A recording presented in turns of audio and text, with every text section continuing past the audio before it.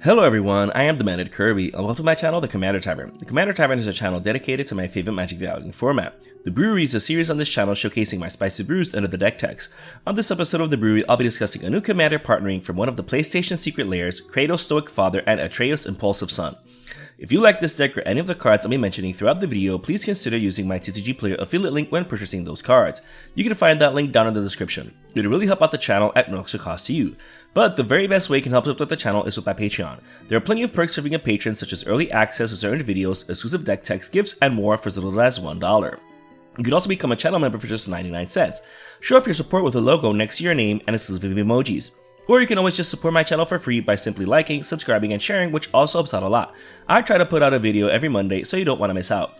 You can join my Discord server for free if you want to join the Commander Tavern community. All pertinent links are down in the description. Alright, let's get back to the episode. Kratos is a 4/4 god warrior with partner, father, and son for 2 generic, 1 red, and 1 white. He has 2 triggered abilities. The first one happens whenever you attack with one or more gods, as well as whenever a god dies. You get an experience counter whenever either happens. Unfortunately, even if you swing at different opponents with gods, it'll essentially only trigger once per combat. Fortunately, the god dying trigger happens per god, so we can make the most of that, but we'll see some spicy tech for that soon.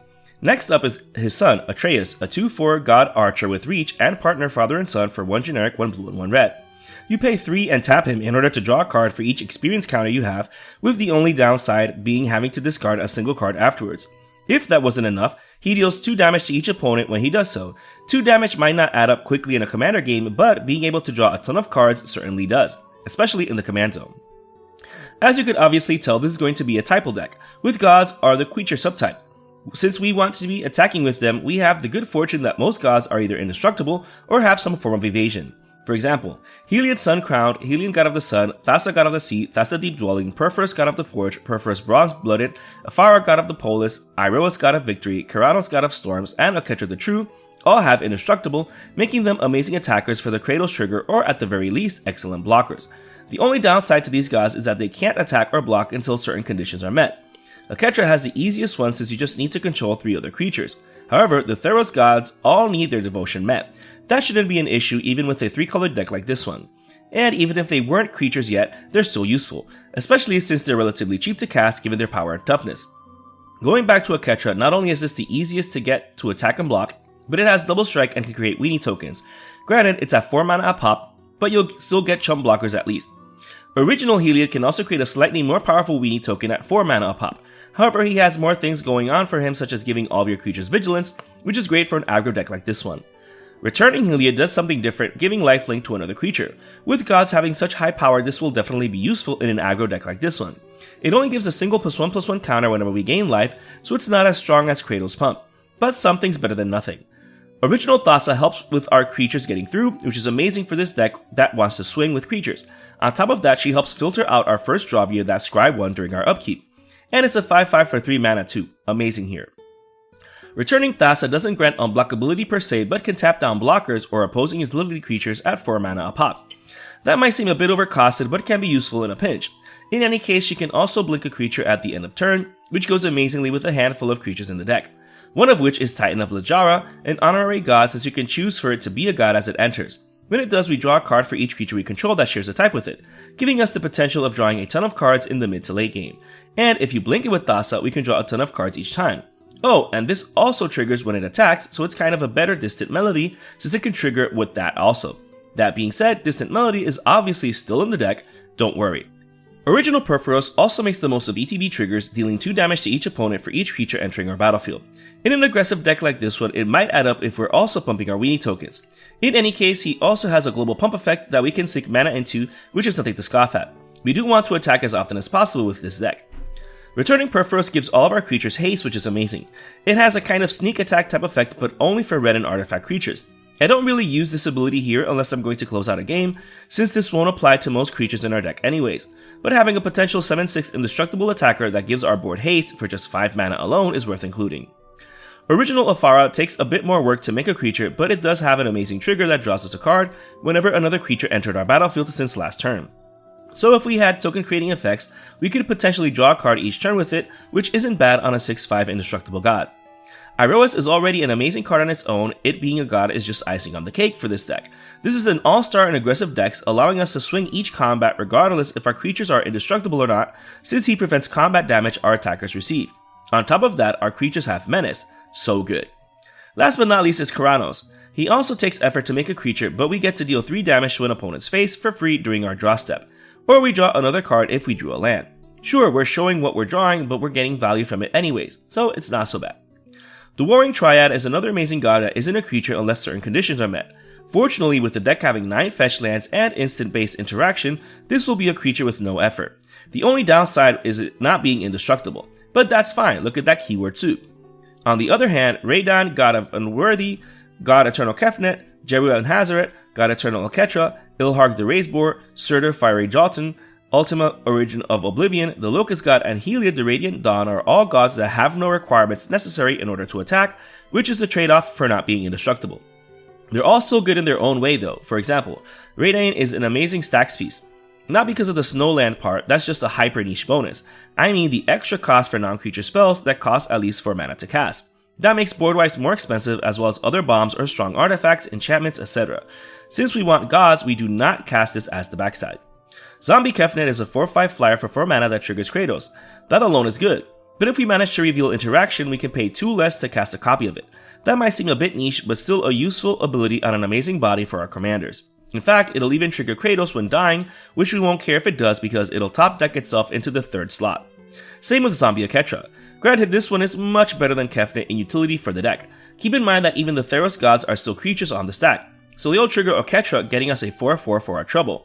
All on a 3/6 with double strike. Amazing card here. Jeru and Hazaret help us dig through our library for other gods since they're essentially all legendary. We can then cast it for free until the end of our turn, which we're obviously going to do. It has decent stats for its mana value, so it's not a bad card here. The free casting is definitely what makes it worth a slot. Ilharg also gives us free casting but in the form of sneak attacking a creature from our hand attacking whenever it attacks. And just like the zombie gods, it'll top deck itself into the 3rd slot whatever it does. All on a 6/6 with trample for 5 mana. Absolutely amazing card here. Surtur triggering whenever we cast a historic spell means that it'll trigger way more often than not. Not only are most of the creatures in the deck legendary, but the handful of artifacts will trigger it also. 3 damage to any target will snipe utility creatures, and if nothing else, an opponent's face. Ultima loves attacking and I don't mind it one bit. It has flying, so it'll more than likely not find someone to swing into. It then nerfs one of their best lands just by attacking. On top of that, it'll also make our lands that tap for colorless tap for an additional colorless. There aren't many in the deck, but it's not negligible. The Locust God is amazing here, especially with Atreus and a bit of experience. We'll get that many 1/1 hasty flyers when we draw a ton of cards. This gets out of hand quite quickly. And best of all, this 4/4 flying god returns to our hand at the end of the turn, in which it dies, which is amazing for Kratos too. Amazing card here. Final Heliod might not seem that useful since it can't reanimate an enchantment god from our graveyard, but we should be able to get any of the handful the deck does have. In any case, what we want is to transform him into his completed form. We're able to cast our spells as if they had flash. If that alone wasn't great, our spells cost 1 generic less for each card an opponent drew that turn. So at the very least, our spells cast during their turn will cost 1 less. Amazing. Other transforming gods in the deck include Venat, Heart of Hydaelyn, and Invasion of Theros. While Venat is already amazing with that card drawing ability that will definitely trigger more often than not, even if it's just 1 per turn, she has a built-in removal effect for 7 generic and tapping. Yes, it costs a lot and is sorcery speed, but it's not nothing. Plus, that's how we transform her into her indestructible god form, which is what the deck cares about anyways. We still get a card draw ability that can also protect the creature by giving it indestructible. The invasion tutors for an aura god or demigod in our library, which is going to always be a god. While that's when it enters the battlefield if we manage to defeat it, it returns transformed as a Tavara, another indestructible god. However, she's only indestructible and with lifelink if we control 3 other enchantments, so hopefully we have some other Theros gods in play for that. In any case, whenever an enchantment enters, we draw a card. Most of the enchantments in the deck are gods, but that's okay. The invasion side alone is worth including in here. In fact, you can be extra spicy and tutor for something like Crib Swap, because it didn't specify god creature, only god card.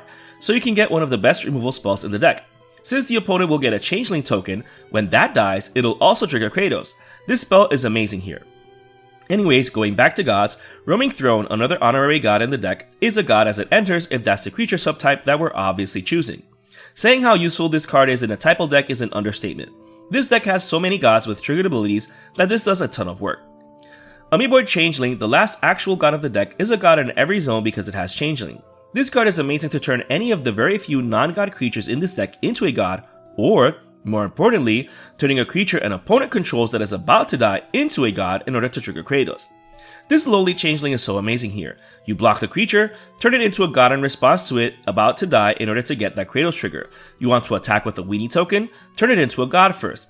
That way it'll trigger Kratos on attack and death if an opponent blocks it. Image Crafter and Unnatural Selection could do the same thing but aren't gods. But that's fine, no reason not to include them in the deck because of it. We use the Image Crafter the same as the Changeling, but the enchantment can be paid for as often as needed. This is so busted when a lot of creatures are going to die at once. Sink your mana to turn them all into gods in order to really trigger Kratos, getting us a ton of experience counters. Since this is a Typal deck, obviously it's going to run all the best Typal support for it. Cavern of Souls, 3-Tree City, and Unclaimed Territory are the 3 best lands you can run for it, so they're a given. Most gods are indestructible, but that doesn't mean they can't be countered. Harsh Mercy and They Shall Know No Fear, Kindred Boon, and Raise the Palisade deal with interaction. While the middle ones are a great way to make our fragile gods indestructible, the other 2 make way for our gods to smash face by either destroying or bouncing opposing creatures. Gods are an uncommon creature subtype in Commander games, so you will more than often than not be the only one with creatures left. In any case, Boros Charm is included to protect absolutely everything on our board, regardless if it's a god or not. As for other ways of being able to attack unopposed, Rogue's Passage, Archetype of Imagination, and Sun Xuan, Lord of Wu also help with that, albeit for all of our creatures, regardless if they're gods or not. The land is amazing for not taking up a slot on the deck. If Kratos were to always choose himself for the pump via his ability, he should be able to one-shot an opponent if unblockable. Coat of Arms makes it so we can end everyone at once when we have enough gods in play. This, plus either the Archetype or Sun Xuan, is almost always game over. Just be careful against other Typal decks since the effect is global. Herald's Horn and Urza's Incubator help with mana acceleration. The Horn does more than that since it has the potential of letting us draw an extra card at the start of our turn. But don't worry, the deck still has land-based mana acceleration in the form of Wayfarer's Bauble, Navigation Orb, Sword of the Animus, and Bittersworn Nissa's Animus. The first 2 are great at just getting us lands without issue, while also being in the graveyard for the Warring Triad. But the deck is a slow starter, which is fine for the swords. Once we have an indestructible god online, we can swing in every turn to hopefully get 1 or 2 basic lands in play at a time. But then we will go beyond catching up and will probably be straight up ahead. Kindred Discovery and Vanquisher's Banner are Typal synergies that draw us cards, with the enchantment drawing us an absolutely insane amount of cards since the deck plans to attack with as many gods as possible. The banner giving the additional +1/+1 boost is a nice bonus. The deck draws so many cards that Reliquary Tower, Thought Vessel, and Decantler of Endless Water are included in order for us to keep our fat hand. Keep in mind that we have card advantage right in the command zone, but non-green decks need all the help they can get. So these Mana Rocks also do a ton more work here, with Soul Ring being another obvious Mana Rock in the deck. However, it's not the last one I'm going to be talking about. Etheric Amplifier does a ton of work here. We want a ton of experience counters. Well, how about a Mana Rock that can double them? This goes crazy if not dealt with. This is why the deck is also running Karn's Bastion and Athari Sun's Glory. The land doesn't even take up a slot on the deck, while Athari is definitely worth its slot. This thing creates a massive amount of attackers when it attacks. Not only that, but we can also recover it if it dies. Granted, it's not a god, but that doesn't matter. We still get an experience counter from itself when it attacks, plus with enough experience counters we should already have, it creates a massive horde that can already hurt the table. Amazing card. Oh, and that's not even counting should we have the original Perforos in play or not. Last but not least is this deck's interaction. Believe it or not, interaction is an important part of the game, so make sure you always have enough. The deck's running Chaos Warp, Generous Gift, and Stroke of Midnight for single target removal, Guthrie Wright's History and Unexplained Absence for multiple single target removal, and Blasphemous Act for the board wipe. Hopefully the board wipe will leave us in a better position than opponents. If not, then all those death triggers will suit Kratos just fine. An offer you can't refuse, Swan Song, Counterspell, Negate, Dobbin's Veto, and Permission Denied is the deck's counter magic suite. Sometimes the best way to deal with something is to prevent it from existing to begin with, so be true to the deck's blue nature. In any case, we can recover any of these spells with Mystic Sanctuary. The deck isn't Spellslinger in any sense, but being able to recover any piece of interaction can go a long way, especially since we can draw cards at instant speed, so it doesn't matter if it's top decked instead of going to hand. The rest of the deck is just the rest of the lands. The deck's running all 3 Shock lands, all 3 Surveil lands, all 3 Snow Duels, Rogrin, Triumph, and Command Tower, as well as 3 of each land for the relevant land-based ramp effects in the deck. As with all of my deck techs, you can build your mana base according to your budget. Whether you include more expensive cards or even cheaper cards is up to you. You do you. Similarly, if you want to up the bracket for your own build, go for it, considering that this is a bracket 2 deck. This brew is just an idea of how to build around Kratos and Atreus. The day and time I release this video is the same release time as the secret lair containing these cards. Fortunately, they're on the same secret lair drop. I absolutely love how this deck turned out. I've been tinkering and practicing with it since the cards were previewed. I don't know when we'll get Universes Within versions of these cards because we still haven't gotten it for Lara Croft, but I digress. In any case, if you're interested in the deck list of this spicy brew of mine, you can find a link to it down in the description. I would like to thank all my patrons for supporting me, and a quick shout out to all my higher tier patrons, the Brewers, for their patronage. I'd also like to thank anyone using my TCG Player affiliate link. That also helps out the channel. I also want to thank any channel members. Your membership is greatly appreciated. And to everyone, thanks for watching this episode of The Brewery on the Commander Tavern. I am the Meta Kirby, and happy brewing.